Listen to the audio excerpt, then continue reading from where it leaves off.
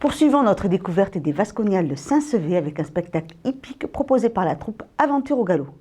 Pendant plus d'une heure, le public a pu admirer de belles figures équestres et rester dans l'univers médiéval avec un tournoi chevaleresque. Munissez-vous de votre plus beau casque, le spectacle va commencer. Sous les clameurs de la foule, les premiers cavaliers entrent en piste. L'occasion pour la troupe Aventure au galop de briller en effectuant quelques figures à cheval.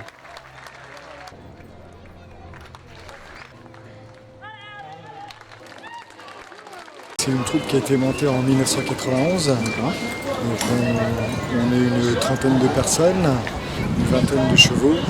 Et puis on participe à des spectacles historiques comme ici les Vasconiales, ou bien des foires équestres ou d'autres manifestations dans lesquelles on produit nos spectacles équestres.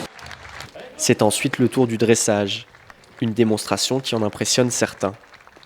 C'est des très bons dresseurs pour arriver à ce spectacle-là, puisqu'on ne prend pas le premier cheval qu'on trouve et on monte pas dessus d'un coup. Il faut plein d'entraînement pour arriver à cet exercice-là.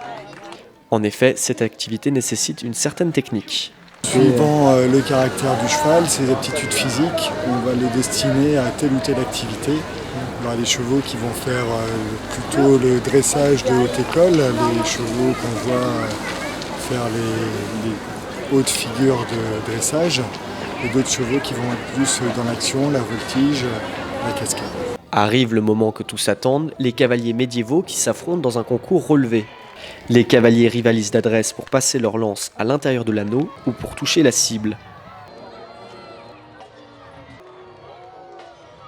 Les autres épreuves consistent à planter une lance dans un tronc d'arbre et une hache dans un bouclier. D'un côté les chevaliers de Saint-Sevé, de l'autre ceux de Dax. Forcément, chacun a son favori. Ben oui, celui de Saint-Sevé, donc c'était Laurent, je crois qu'il s'appelle, je me rappelle plus trop.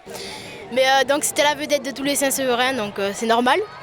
Et bien sûr c'est lui qui a gagné le tournoi, donc oui il était fort. Il y avait celui de Dax, je sais plus trop comment il s'appelait, donc il fallait qu'on dise où parce qu'on l'aimait pas. C'était un très beau spectacle. Vient maintenant le temps des joutes entre cavaliers, les lances volent en éclats.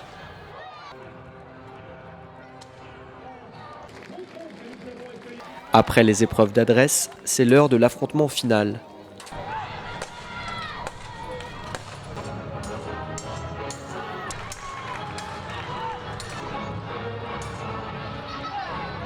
En quelques coups d'épée, le chevalier de Saint-Sevé triomphe. Le chevalier de Dax est gracié et tous peuvent donc entamer un tour d'honneur devant des Saint-Sévérins ravis.